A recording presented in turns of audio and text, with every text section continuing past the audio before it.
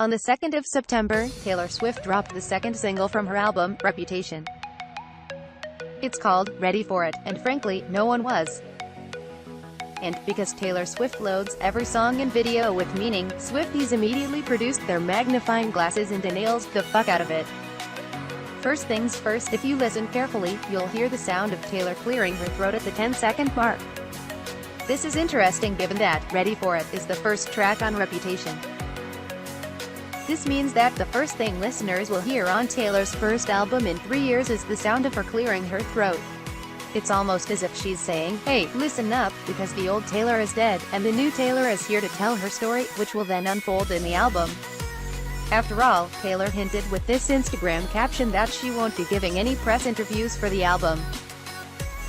This means that our understanding of her message and story might have to be derived from the content of Reputation alone, which means listening up is pretty damn important.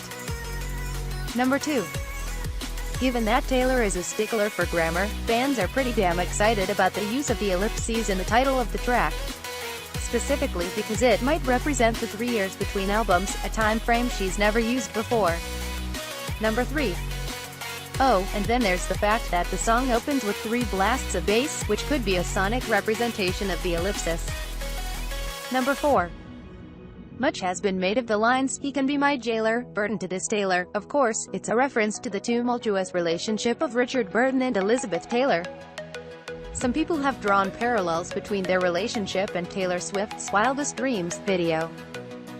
After all, the video involved a dark-haired Taylor Swift playing an actor shooting a movie while having a passionate but tempestuous relationship with her leading man. In fact, at the time of Wildest Dreams' release, the video's director revealed that Elizabeth Taylor and Richard Burton were the inspiration for its content. Defending the video against accusations that it romanticized African colonialism, Joseph Kahn said, "There are black Africans in the video in a number of shots, but I rarely cut to crew faces outside of the director as the vast majority of screen time is Taylor and Scott." The video is based on classic Hollywood romances like Elizabeth Taylor and Richard Burton, as well as classic movies like The African Queen, Out of Africa and The English Patient, to name a few.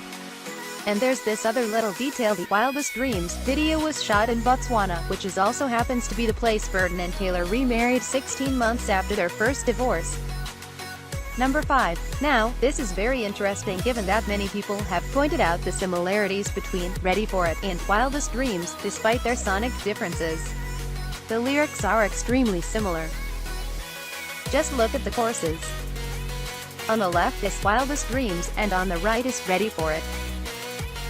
And then these lyrics, same again, on the left is Wildest Dreams, right is Ready For It. Plus the fact that both songs contain the most sexual lyrics of Taylor's career, with Ready For It picking up where Wildest Dreams left off. Which has got people wondering if Ready For It is a continuation of Wildest Dreams. So, perhaps this means that the songs are about the same person? Number 6. But then there's a second, entirely different interpretation thanks to this fan finding the plot of Boom, a movie starring Burton and Taylor. In the movie, Elizabeth Taylor played an aging, serial dating millionaire, while Richard Burton played a younger man who turns up on the island on which she has retired. And virtually all of these details are present in the lyrics of Ready For It. Number 7. In fact, the references to serial dating and the notion of entrapping men are the most interesting in the song, because they sound very similar to the lyrics and concept of blank space. We all know that this song was a satirical response to the reputation Taylor claimed the media assigned her as a man-eater and serial dater. In fact, doesn't Taylor's explanation of blank space bear a striking resemblance to not only the plot of the Burton-Taylor film, but also the lyrics of Ready For It?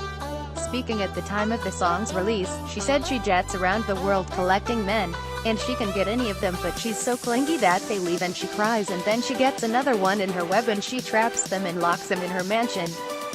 Could it be, then, that Ready For It is actually a continuation in the tale of the character she created in blank space? Number 8. Because if so, we have a new theory about the album that each song on Reputation will address a different part of Taylor's perceived public reputation. So, if Look What You Made Me Do was addressing the sneaky, shady, snaky Taylor who's all about karma and revenge and keeping receipts, then perhaps Ready For It is a comment on her man-eating, serial dating reputation. And perhaps this is a fuck you to the people who perceive her that way. Number 9. People also noticed that Taylor actually gave the name of the song away in the caption of the Instagram post used to announce "Look What You Made Me Do." Number 10. And when she released the teaser for "Ready For It," Taylor used this caption, which has made people think the next single will be called "A Second Glance." Number 11. Oh, and then there's this interesting theory that the next single Taylor will drop will be the 4th track of the album, because of the order of releases so far identically matching those from 1989. And if we're still going with the theory that the lineup of different Taylors at the end of "Look What You Made Me Do" video each represent a song on the album, the 4th track is Red Era Taylor. And there's been a lot of speculation that Red Era Taylor represents the full version of All Too Well, so that could mean we're about to get it. November 10th can't come soon enough.